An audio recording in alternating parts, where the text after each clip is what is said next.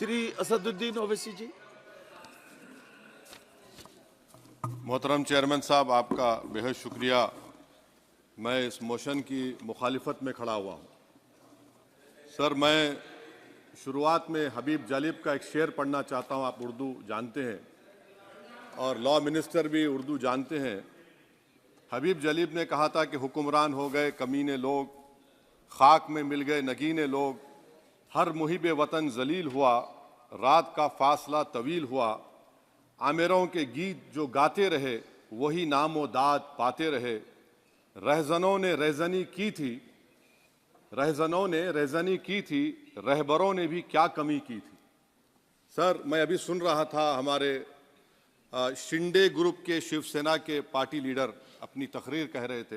कहा कि 6 दिसंबर में जब बाबरी मस्जिद को शहीद किया जा रहा था तो उस वक्त के वजीर आज़म नरसिम्हा राव पूजा कर रहे थे।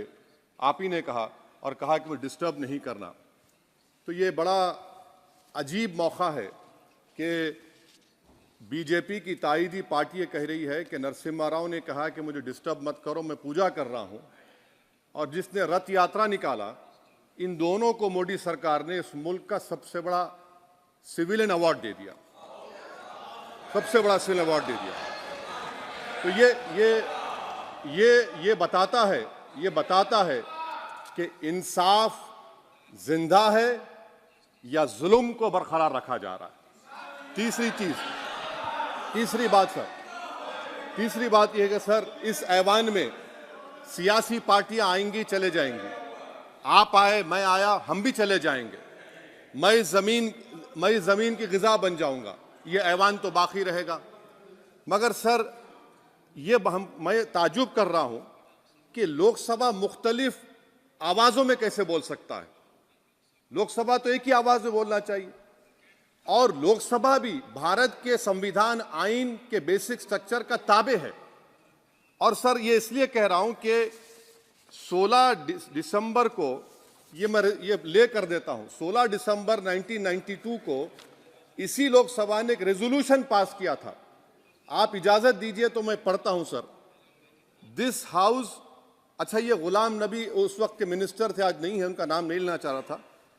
This House strongly and unequivocally condemns the desecration and demolition of the Babri Masjid at Ayodhya by and at the instigation of forces represented among others by VHP, RSS and the Bajrang Dal, which has caused communal violence in the country. Such act of vandalism was carried out not only in violation of order of the Supreme Court, but amounted to an attack on the secular foundations of our country. This House expresses anguish at the happenings and wishes to reiterate its resolve that it will ceaselessly endeavor to uphold the secular and democratic traditions of our country and for the maintenance of rule of law. और एक paragraph है, नहीं पढ़ूंगा। मैं ताजुब कर रहा हूं कि जब इस ऐवान ने एक रेजोल्यूशन पास किया तो हुकूमत आएगी जाएगी, और हुकूमत ये मोदी हुकूमत जश्न मना रही है जो 6 दिसंबर को हुआ। तो ये एक बात है सर। चौथी बात यह है कि सर, नहीं, 6 दिसंबर के ऊपर कोई जश्न नहीं है। राम मंदिर के निर्माण की जो प्रतिष्ठा हुई है उसको संबोधन कर रहा है, और वो सर्वोच्च न्यायालय के द्वारा तथ्यों के आधार पर दिए गए निर्णय के कारण से हुआ है। सर्वोच्च न्यायालय का निर्णय है, तो तथ्यों के आधार पर निर्णय है। वो विषय आपने बोल दिया, ठीक है, ओके। परंतु जो मंदिर का निर्माण है वो नियमानुसार सर्वोच्च न्यायालय के निर्णय से तथ्यों को देख करके। एक सेकंड, आप इस्लाम के बहुत जानकार हैं, विद्वान हैं वैसे भी, अब कानून के। यदि किसी अन्य धर्म के स्थान पर मस्जिद बनाई जाए तो शायद उसको मान्य नहीं किया जाता। अभी एएसआई ने, सुप्रीम कोर्ट ने स्वीकार किया है कि वहां पर राम मंदिर था। तो इस विषय केवल यह है कि वहां पर राम मंदिर ठीक बना कि नहीं बना, वो विषय हो गया। तो कृपया इस पर यदि आप कुछ बोले तो बोलें प्लीज। सर, मैं आपको गलत साबित कर दूंगा सर भी। और मैंने रुक तो जाइए बड़ी इज्जत के साथ सर, मैं आपकी बड़ी इज्जत करता हूं सर। आपको मैं कोट कर रहा हूं सुप्रीम कोर्ट का जजमेंट, पैराग्राफ 1222 रोमन 17, उसमें लिखा गया है, the destruction of the mosque took place in breach of the order status को and the assurance given to this court, the destruction of the mosque and obliteration of Islamic structure was an egregious violation of the rule of law. Egregious का मतलब जो छोटी मोटी अंग्रेजी में आती है वो क्रिमिनल एक्ट कहा। और सर आपने कहा था कि वहां पर मंदिर को तोड़कर बनाया गया। सर मैं आपके सामने ये तमाम चीजें लेकर दूंगा, सुप्रीम कोर्ट के जजमेंट के पैराग्राफ्स हैं जिसमें सुप्रीम कोर्ट ने एएसआई की रिपोर्ट को नकारा। उन्होंने कहा कि मंदिर को तोड़कर मस्जिद नहीं बनाई गई थी। सुप्रीम कोर्ट ने कहा, ये सुप्रीम कोर्ट ने कहा।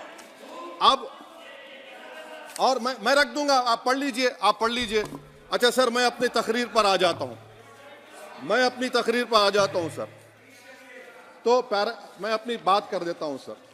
तो मैं ये पूछना चाह रहा हूं कि क्या मोदी सरकार एक समुदाय, एक मजहब की सरकार है या पूरे देश के मजाहिब को मानने वालों की सरकार है? जिसको नहीं मानते उनकी सरकार है, हमको बता दीजिए।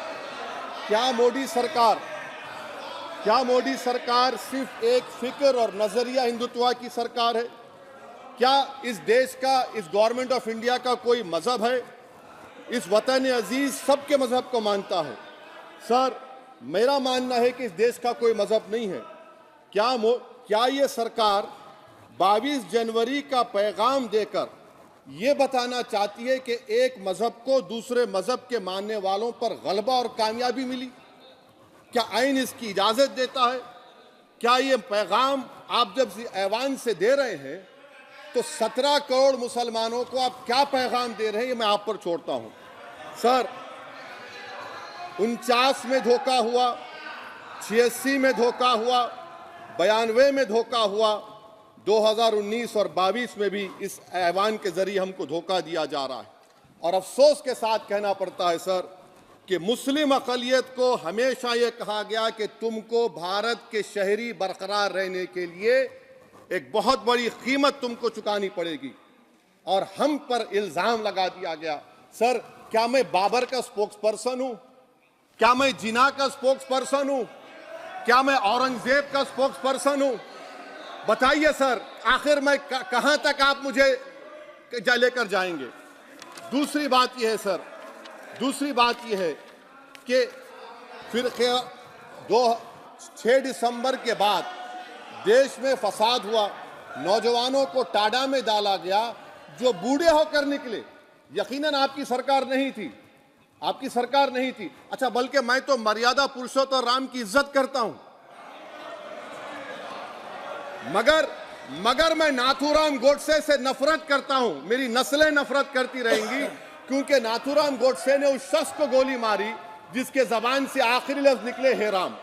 सर छठी बात यह है कि 87 में मलियाना हाशिमपुरा हुआ, 83 में नेल्ली हुआ, 44 में जम्मू में नस्ल कशी हुई, 2022 में हल्दीवानी में कत्ल हुआ। इतने धोखे सबसे बड़े किसको दिए गए? असदुद्दीन ओवैसी को दिए गए। मगर फिर भी मुझसे ही कहा जाता है कि वफादारी को तुम साबित करो अपनी ओवैसी। सर आज भारत के 17 करोड़ मुसलमान अपने आप को अजनबी और एलिनेट महसूस कर रहे हैं। मैं बहुत बड़ी नाइंसाफी होती है, सर ये कोई तारीखी नाइंसाफी को इंसाफ नहीं किया जा रहा है। स्पीकर बल्कि सर, अंग्रेजी में स्पीकर सर केवल एक प्रश्न का जवाब ओवैसी साहब दे दें कि बाबर को वो आक्रमणकारी मानते हैं या नहीं मानते हैं? पुष्पमित्रा संघा को आप क्या मानते हैं? बताओ, पुष्पमित्रा संघा को आप क्या मानते हैं? जम्मू के वो कश्मीर के वो राजा को क्या मानते हैं जिसके पास एक फौज थी मंदिरों को तोड़ने के लिए? आप क्या मानते हैं? यही तो मैं कह रहा हूं कि निशिकांत दुबे 47 में आजादी मिली, असदुद्दीन ओवैसी से बाबर की बात पूछ रहे हैं। तुम गांधी की बात पूछते, तुम बोस की बात पूछते, तुम जलियांवाला बाग की बात पूछते, तुम काला पानी में जो मुसलमान शहीद हो गए उनकी बात पूछते, मगर बाबर की बात पूछी जाती है। तो सर मैं आपको बता रहा था, खामखा डिस्टर्ब किए सर, मुझे मेरा वक्त ले लिए निशिकांत दुबे। सर मैं आपसे कह रहा था मोदी हुकूमत ये पैगाम दे रही है भारत के मुसलमानों को कि जान बचाना है या इंसाफ चाहते हो। मैं कह रहा हूं मैं भीख नहीं मांगूंगा, मैं इस नंगी तासुब को कबूल नहीं करूंगा। मैं दूसरे दर्जे के शहरी के मौक़िफ़ को कबूल नहीं करूंगा। मैं अपनी शनाख्त को नहीं मिटने दूंगा। अब मैं झूठी और दिल फरेब बातों पर हरगिज भरोसा नहीं करूंगा। मैं वो काम नहीं करूंगा जो बीजेपी और नाम निहाद सेकुलर पार्टियां चाहती हैं। मैं वो काम करूंगा जो आपको पसंद नहीं है, संविधान के दायरे में रहकर।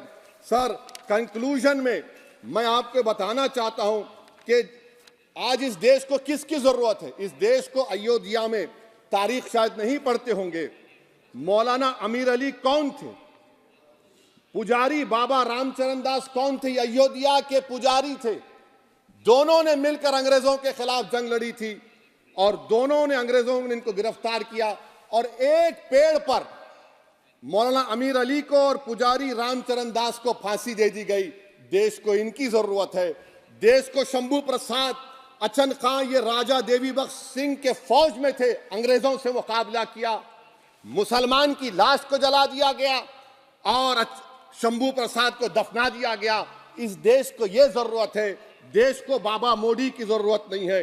आज भारत को अयोध्या के मौलाना अमीर अली और रामचरण दास, अचन खान, शंभू खान की जरूरत है। सर, मैं अभी सुन रहा था ये नाम निहाद सेकुलर पार्टियों के बयानात को। क्या होता है सर, मैं खत्म कर रहा हूं, क्या होता है सर, जब काजी साहब गवाहों को लेकर दुल्हन के पास जाते कि तुमको निकाह कबूल है, तो दुल्हन शर्मा के खामोश बैठ जाती। तो इनकी खामोशी रजामंदी की अलामत है। जी जी। तो सर, मैं खत्म करने से पहले ये बताना चाह रहा हूं कि जब वजीर आजम जवाब देंगे तो क्या वो भारत के 140 करोड़ जनता के लिए जवाब देंगे या फिर सिर्फ हिंदुत्व की फिक्र रखने वालों का जवाब, मैं खत्म कर जवाब देंगे। मैं ये देश, दुनिया, मुसलमान देख रहा है। सर, मैं आपको ये भी बताना चाह रहा हूं, आखिर में कंक्लूड कर रहा हूं सर, 1 मिनट चाहिए, 1 मिनट चाहिए सर। सर, मेरा मानना यह है कि आज मैं बहैसियत एक भारत के गयूर मुसलमान के, let me stand as a tall Indian Muslim and say that the light of Indian democracy today is at its dimmest today, sir. Sir, in conclusion, मेरी फिक्र में, मेरा ईमान मुझे कहता है कि जिस जगह पर मस्जिद थी, है और रहेगी, बाबरी मस्जिद है और रहेगी। बाबरी मस्जिद जिंदाबाद, जिंदाबाद, भारत जिंदाबाद, जय हिंद। सबको जोड़ने की बात की जाए वो बेहतर है। जी, श्री बीबी पाटिल जी।